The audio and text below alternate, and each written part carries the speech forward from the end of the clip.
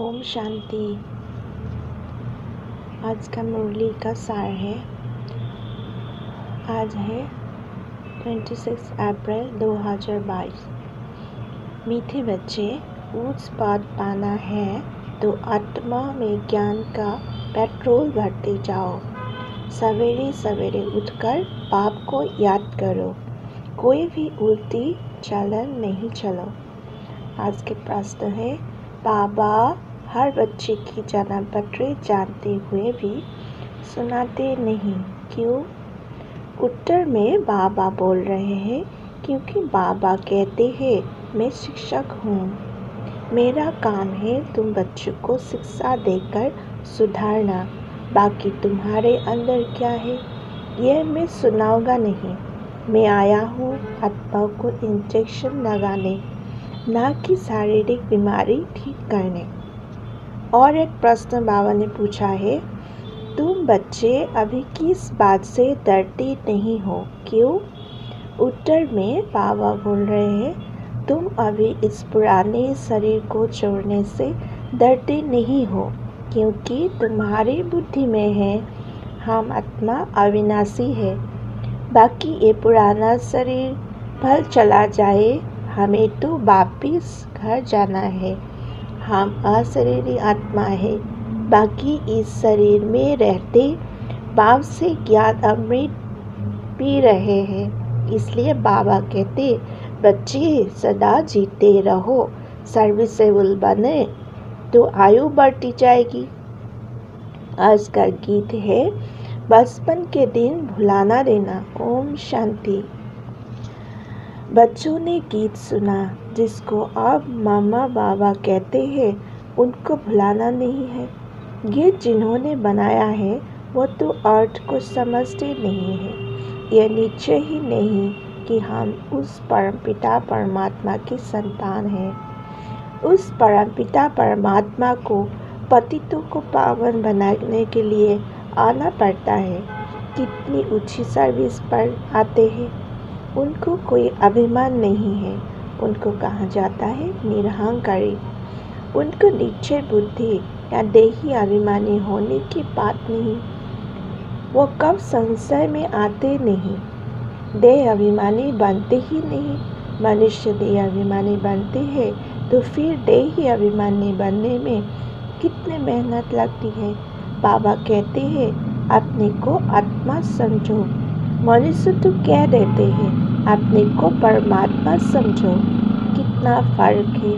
एक तरफ याद करते हैं पतित पावन को, फिर कहते हैं सब में परमात्मा है, उनको जाकर समझाना है। बाकी देखो कहाँ से आए हैं तुम बच्चों को सुधारने के लिए। जिनको पक्का निश्चय है वो तो कहते हैं बराबर आप हमारे माता पिता हो। हम आपकी श्रीमत पर चल श्रेष्ठ देवता बनने के लिए यहाँ आए हैं। परमात्मा तो शरीर पावन ही पावन है। उनको बुलाते हैं पति दुनिया में आओ, तो जरूर पति शरीर में ही उनको आना पड़ेगा। पति दुनिया में तो पावन शरीर होता ही नहीं। तो बाप देखो कितना निरहंकारी है। पति शरीर में आना पड़ता है। हम अपने को संपूर्ण नहीं कहेंगे। जब बन रहे हैं, अब बन रहे हैं। अब बेहद का बाप कहते हैं, बच्चे श्रीमत पर चलो। बाप श्रीमत देते हैं, सवेरे सवेरे उठकर याद करो तो पाप भस्म हो जाए। श्रीमत पर नहीं चलेंगे तो विकर्म विनाश नहीं होंगे।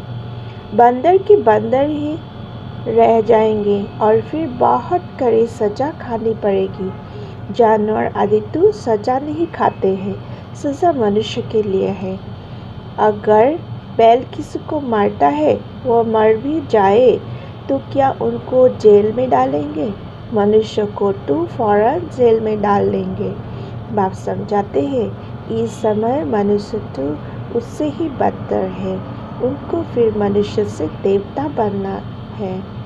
बाप समझाते हैं, यह लक्ष्मी नारायण भी गीता का ज्ञान नहीं जानते हैं। वहाँ दरकार ही नहीं, क्योंकि बाप है रचयिता। वहाँ कोई त्रिकालदर्शी होते ही नहीं। अभी ये लोग त्रिकालदर्शी न होते हुए भी कह देते हैं हम भगवान हैं। तो बड़े अक्षरों में लिख दो कि गीता का भगवान परमपिता परमात्मा है, ना कि श्री कृष्ण। मूल या एकज भूल ही किसी की बुद्धि में नहीं बैठती है, ना बच्चे किसी को बुद्धि में बिठाते हैं। भारत ही स्वर्ग था, ये भूल गए हैं। कल्प की आयु ही लाखों वर्ष कह दी है, इसलिए कोई पुरानी चीज़ मिलते हैं तो कहते हैं ये लाखों वर्ष की है। कभी कोई कहते भी है क्राइस्ट से 3000 वर्ष पहले भारत स्वर्ग था। तुम जानती हो हम ही देवता थे। माया ने बिल्कुल ही कॉरिडोर बना दिया है, कोई भी मूल्य नहीं है। तो अब तुम बच्चों को भी घोर अंधियारे से निकालना चाहिए। कभी कोई ऐसा कर्तव्य नहीं करना चाहिए जो तुमको ही कहना पड़े कि तुम कोई बंदर हो। मैं कितना दूर देश से आता हूँ तुम्हारे मैली कपड़े धोने के लिए। तुम्हारी आत्मा बिल्कुल मैली हो गई है। अब मुझे याद करो तो तुम्हारी ज्योति जग जाए। ज्ञान का पेट्रोल भरते जाओ तो यहाँ भी कुछ पद पाओ। वहाँ आकर दास-दासी बने, ये तो अच्छा नहीं है। ये है राजयोग, तो पद पाना चाहिए उसका। दास-दासी जाकर बने तो भगवान से क्या बरसा पाया? कुछ भी नहीं। बाप से कोई पूछे तो फट से बाबा बता सकते हैं। काम करना चाहिए इशारे से। बिगर कहे जो काम करे सो देवता, कहने से जो करे सो मनुष्य। तुमको अब श्रीमत मिलती है देवता बनने के लिए। श्रेष्ठ बनाने वाला बाप कहते हैं कि प्रदर्शनी में बड़े बड़े अक्षरों में ऐसा बोर्ड लगा दो तो सबकी आँख खुले कि श्री कृष्ण भगवान नहीं है, वो तो पुनर्जन्म में आते हैं। वो समझते हैं श्री कृष्ण जन्म मरण में नहीं आते हैं, वो तो हाजिर हजूर है। हनुमान का पुजारी कहेगा हनुमान हाजिर हजूर है। यहाँ तो एक ही बाप से बरसा लेना है। गीता का भगवान हीरे जैसा बनाते हैं, उनका नाम बदलने से भारत का ये हाल हुआ है। ये बात अर्जुन अभी इतनी जोर से समझाई नहीं है। ज्ञान का सागर तो एक ही है, वही पतित पावन है। वो लोग फिर गंगा को पतित पावनी कहते हैं। अब सागर से तो गंगा निकली है, तो क्यों नहीं सागर में जाकर स्नान करें? उनको समझाने के लिए बच्चों ने परिस्थानी गुण चाहिए। सबको समझाना चाहिए। हम तो बाप की ही महिमा करते हैं। निराकार परमात्मा को तो सब मानते हैं, परंतु सिर्फ सर्वव्यापी कह देते हैं। कहते भी है हे राम, हे परमात्मा। माला सिमरते हैं ना, ऊपर में है फूल, उसका भी अर्थ नहीं समझते। फूल और मेरू जुगल डाला। माता पिता प्रवृत्ति मार्ग में है। रचना रचेंगे तो जरूर माता पिता चाहिए। तो इन द्वारा वेद लायक बनाते हैं, जो फिर माला सिमरी जाती है।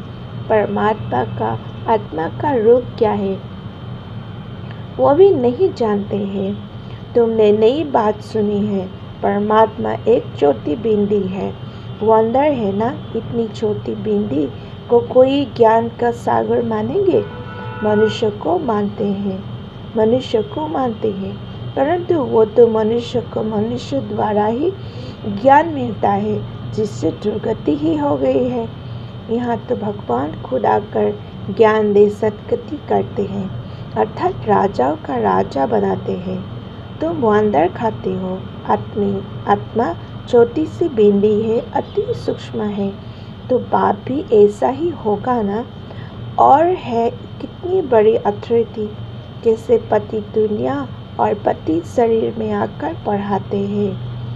लोग क्या जाने इन बातों को, वो तो उल्टे लटके हुए हैं।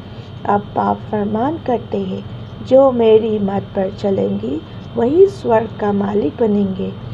इसमें डरने की बात ही नहीं। हम आत्मा अशरीरी है, अब वापिस जाना है। मैं तो अविनाशी आत्मा हूँ, बाकी ये पुराना शरीर भल चला जाए।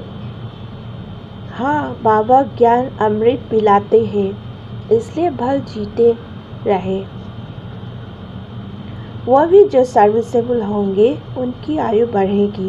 प्रदर्शनी में बहुत सर्विस होनी है, बहुत इम्प्रूवमेंट होगी। श्री कृष्ण की महिमा और परमात्मा की महिमा में बहुत फर्क है। बाप कहते हैं तुम स्वर्ग में पावन थे, आप पतित कैसे बने हो, जानना चाहिए ना। बाप आकर पत्थर बुद्धि को पारस बनाते हैं। ईश्वरीय संतान को कभी भी किसी को मनसा वाचा कर्मणा दुख नहीं देना चाहिए। बाप कहते हैं दुख देंगे तो महान दुखी होकर मरेंगे। हमेशा सबको सुख देना चाहिए। घर में मेहमानों की बहुत अच्छी सेवा की जाती है। ये पुराना शरीर है, भूख ना भूख हिसाब किताब चुप्त करना है। इसमें डरना नहीं है, नहीं तो फिर सजा खानी पड़ेगी। बहुत मीठा बनना है। बाप कितना प्यार से समझाते हैं। कमाई में कभी उबासी या झुटका नहीं आना चाहिए। बाप कहते हैं मुझे याद करने से तुम सदा निरोगी बन जाएंगे। तुमको स्वर्ग में ले चलने आया हूँ, तो कोई भी कुकर्म मत करो। संकल्प तो बहुत आएंगे, फलाने से उठाकर खा ले, इनको भाग की पहन ले। अरे बाप तो बच्चे की जन्म पत्री जानती है, इसीलिए मैनर्स अच्छी धारण करनी है। बाप कहते हैं मैं सभी की जन्म पत्री जानता हूँ, परंतु एक एक को वेद सुनाऊंगा क्या कि तुम्हारे अंदर क्या है। मेरा काम है शिक्षा देना। मैं तो टीचर हूँ, ऐसे नहीं। बाबा तो जानते हैं हमारी दवाई आप ही भेज देंगे। बाबा कहेंगे बीमारी है तो डॉक्टर के पास जाओ। हाँ, सबसे अच्छी दवाई है जो। बाकी मैं कोई डॉक्टर थोड़ी ही हूँ जो बेड दवाई दूँगा। हाँ, कभी दे देता हूँ, ड्रामा में कुछ नूद है तो। बाकी मैं तुम्हारी आत्मा को इंजेक्शन लगाने आया हूँ।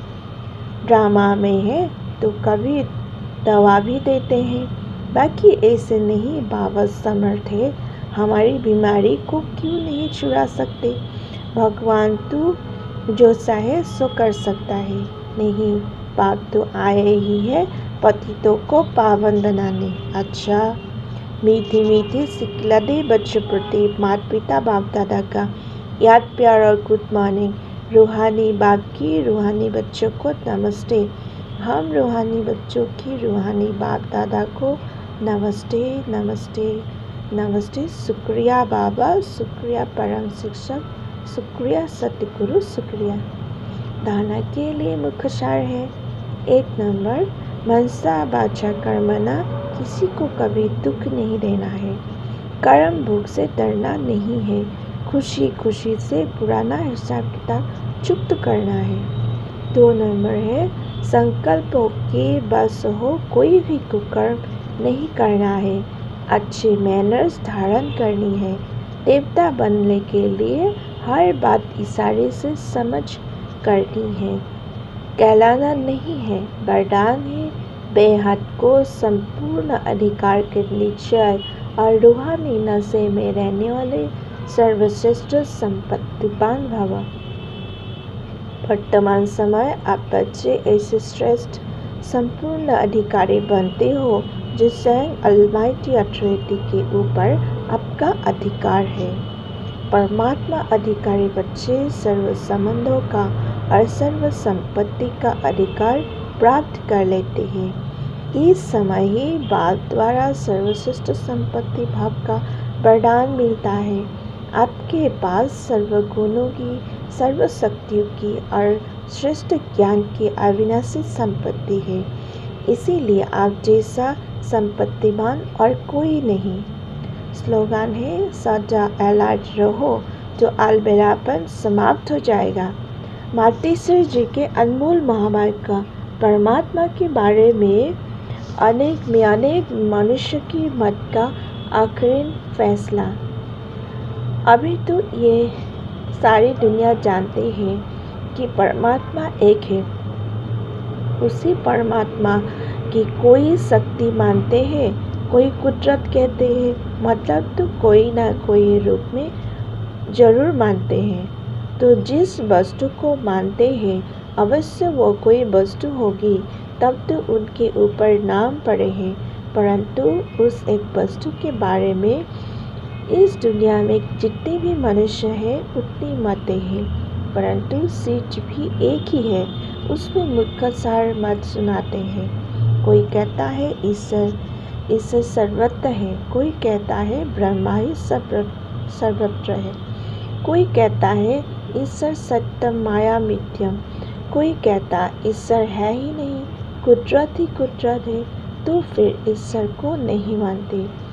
अब यह है इतनी मतें, वो तो समझते हैं जगत प्रकृति है, बाकी कुछ है नहीं।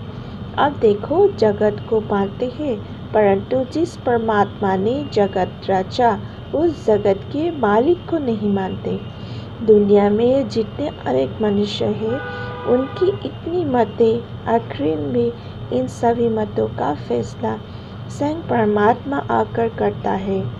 इन सारे जगत का निर्णय परमात्मा आकर करता है, अथवा जो सर्वोत्तम शक्तिवान होगा वही अपना रचना का निर्णय विस्तार पूर्वक समझाएगा। वही हमें रचना का भी परिचय देते हैं और फिर अपनी रचना का भी परिचय देते हैं। अच्छा, ओम शांति।